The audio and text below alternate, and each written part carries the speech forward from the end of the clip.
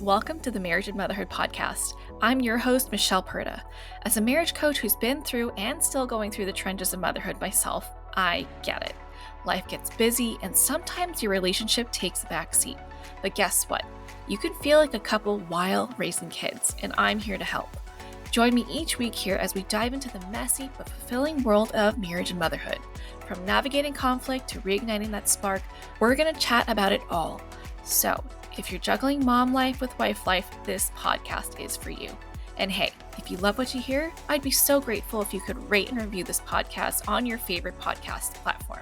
Here's this week's episode. Hello.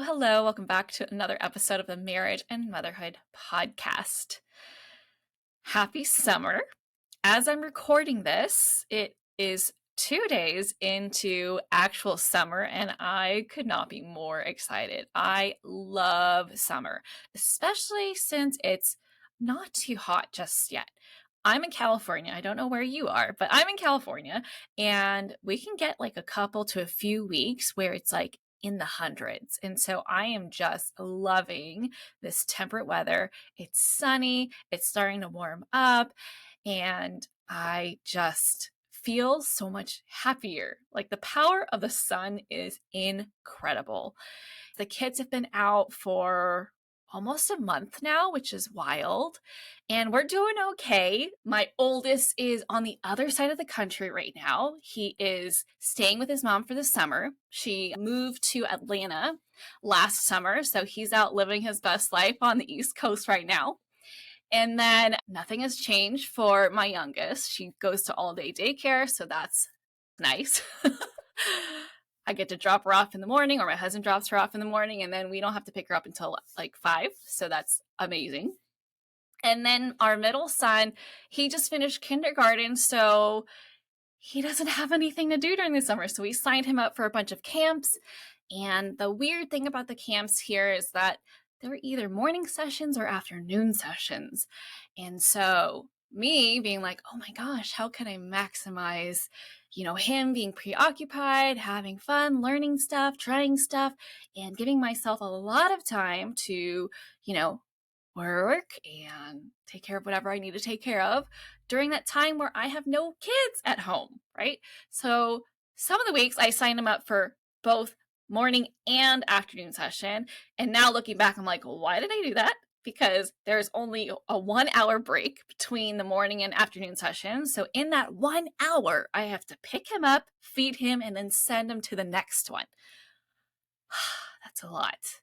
But anyway, I make do. I just plan around it so that I'm not going crazy. But it's been so much fun listening to all his adventures. He's gotten to do art camp. He's gotten to do slime camp. And this past week, he just finished up a multi-sport camp where he got to play basketball, baseball. What else did he do? Flag football, dodgeball even. So that is incredible because he is not the most open to trying new things. He can be really cautious with stuff. So it's kind of fun that he can learn in a fun way with people his age and with people who actually know what they're doing. Because I am not athletic at all. I don't have much coordination. I was a former yoga teacher, but that's about it. So that's really cool to see him blossom and open up and make friends. And I'm excited for the future camps that he's going to be in. Anyway, how's your summer going? This summer, we've got a bunch of camping trips lined up. And actually, we got to recently take advantage of the Southwest deal. So we booked some flights to Maui, which was perfect to combine with my companion pass that I earned. So that's super fun. I got to book flights to Maui for the price of 4 flights instead of 5. And we had enough points to cover it all. So I think in total, we paid $55 in cash. Winning. I'm super stoked. Maui is one of our favorite places to go to. So I'm really excited that that's in the works. So anyway, on the topic of vacations, I thought it'd be a really great thing to touch on how to actually enjoy family vacation, because I feel like family vacation can be pretty stressful if you're not doing it right? How many family vacations have you planned and gone on only to feel like things would have been so much easier, so much better if you just stayed home and stuck to your normal routine, right? Like, have you heard that phrase or seen that meme where it's like, going on vacation as a family is just babysitting your kids somewhere else, except you don't have what you need around you? Well, I want to make sure that you can learn this new way of doing vacation so that you can start to enjoy it, okay? Because going on vacation with your kids going crazy, you're feeling stressed out and tired from staying up late planning and packing and doing all the things, and you and your husband just can't figure out how to get on the same page about what to do or how to handle things. Like, maybe you guys have different traveling styles. Maybe you're on the go and you want to go and do and see and eat all the things. That's me, right? And maybe he just wants to chill. Or maybe you're the other way around, right? Maybe it's the opposite. I have a hack for you that I want to share so that you can transform your vacations with your family so that you all get the vacation that you want, right? You, your husband, your kids. Because who wants to spend a ton of money to end up needing a break from your family when the original intent and inspiration was to go off and have fun together, right? To be with each other, to bond, to connect, right? Family vacations are meant to nurture the connection between you two, to strengthen your relationship with each other. Because if you really think about it, how often do you have the opportunity to spend that much uninterrupted quality time together where you choose to? On a normal schedule, we barely see our kids unless you're like homeschooling or your kids aren't off to school yet and you're with them all day long, and both you and your spouse are at home, whether you both work from home or one of you stay at home or whatever your arrangement is.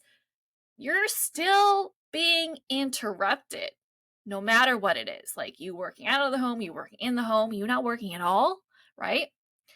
There's still places to go, things to do, tasks to manage, right? Vacation is that one time where it's like, oh, we get a lot of time together doing what we want, right? Now, who in your family is the planner? For us, it's me. I am the planner. Planning vacations is actually half the fun for me. Like, not even gonna lie. I've planned lots of trips for my family. So, my family of 5, plus like my family, including my parents and siblings. I planned bachelorette parties, girl trips, whatever. I love planning trips. It is so much fun. It's like shopping online, but like experiences and restaurants to try. And I love food, and so I love to actually plan where I go and what I visit around the food that I want to eat. Yes, I'm a little piggy.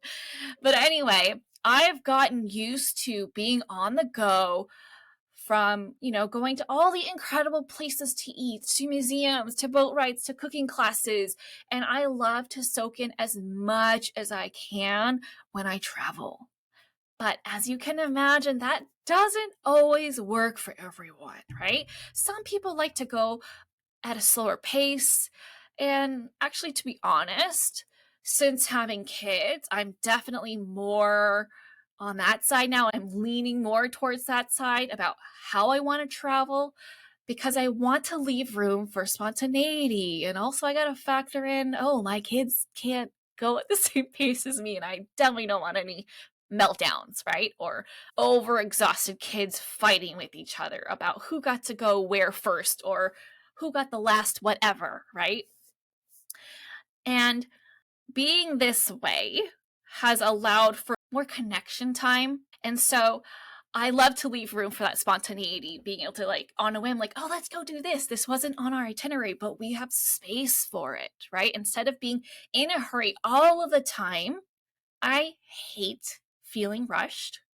I hate it. There was one time where I was in Rome with my parents and my sister, and we almost missed the train to Florence in Italy, and that was not fun. Good news is we didn't miss it, but oh, it was a close call. It was a close call. But anyway, when you're putting so much energy, time, and money into a trip, you want to make sure that you're actually enjoying it, right? Like, how many vacations have you had as a family that you thoroughly enjoyed? Like, I want you to ask yourself that, because before I had this hack that I'm about to share with you, this mindset shift, I would probably say that like half the time I was really stressed out and annoyed at my husband, annoyed at my kids, and that's not the vibe that I want, right? Like, I want to be able to be like, oh, you see those happy pictures of us on vacation?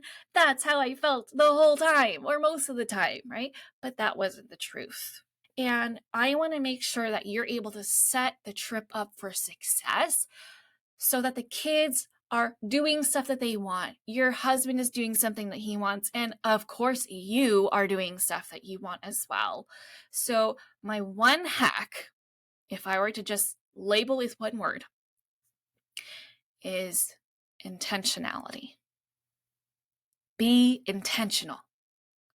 Big surprise, right? If you have been in my space for a while, like, you know that I speak about being intentional a lot. And being intentional really does make a lot of things better in life. My favorite way to be intentional ahead of time is to talk about the trip with my husband while we are planning it, right? Not just book the plane tickets, book the hotel, and then that's it, right? Oh, when does it work for your schedule? When does it work for mine? What time should we fly? What hotel should we stay at? No, it goes far beyond that, okay? What my husband and I now do is we talk about how we want to feel while we're on vacation. How do we want to feel while we're on this trip? When you ask this, you can then plan things that create that vibe. You can create some sort of direction to then schedule things around.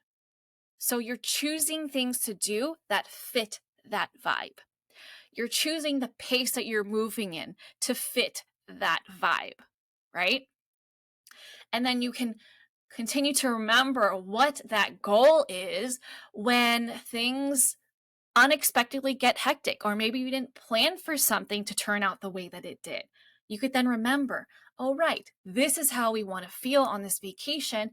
And then you can pivot and realign with that intention so that the experience is exactly how you want it to be.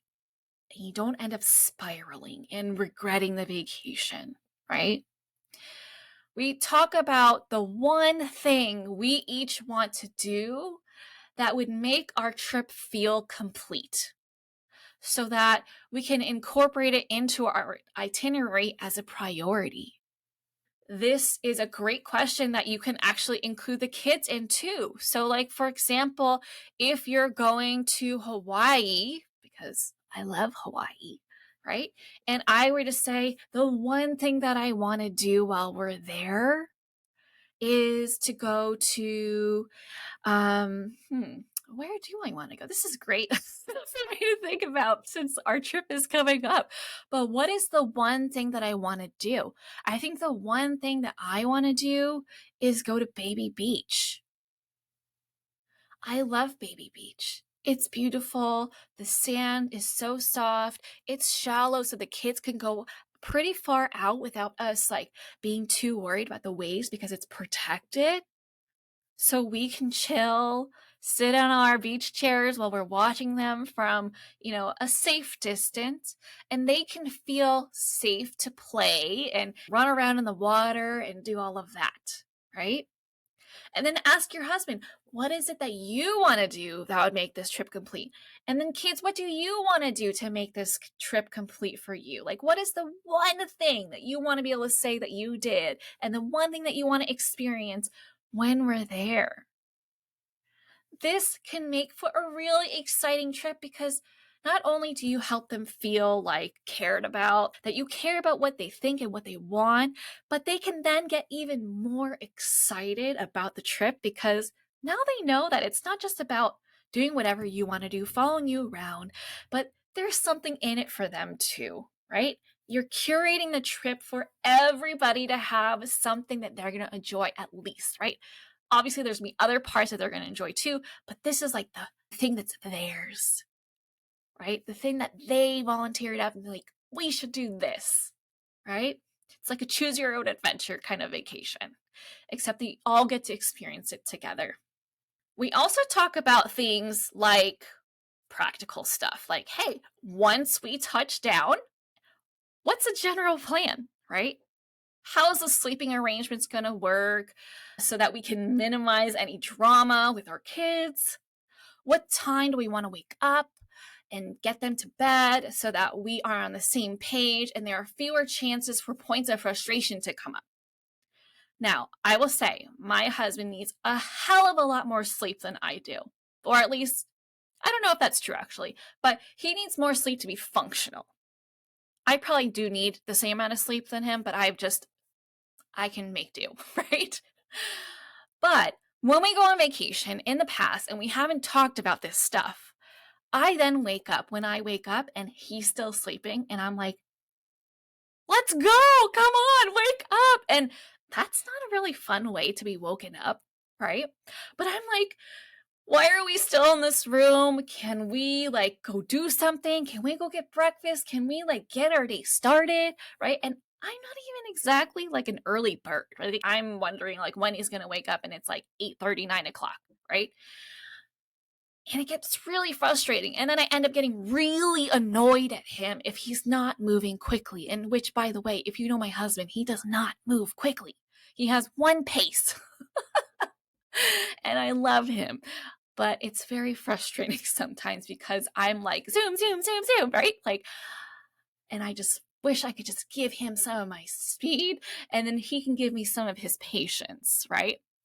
But having these conversations can set the expectations with everyone so that we can do what we need to do to process what these expectations are and compromise so that we don't end up feeling annoyed at each other and it's all over stuff that could have been prevented, right?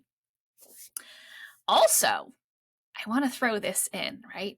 If you're traveling with other people, this is a great way to leverage their support by asking if they will hang out with your kids. Hang out with them for an hour, 2 hours, half the day, whatever your comfort level is and whatever they're willing to do, so that you can go on a date. So that you can hang out with your husband. Walk on the beach, go out to dinner, go out for lunch, take surfing lessons. I don't know, whatever it is that you want to do, right?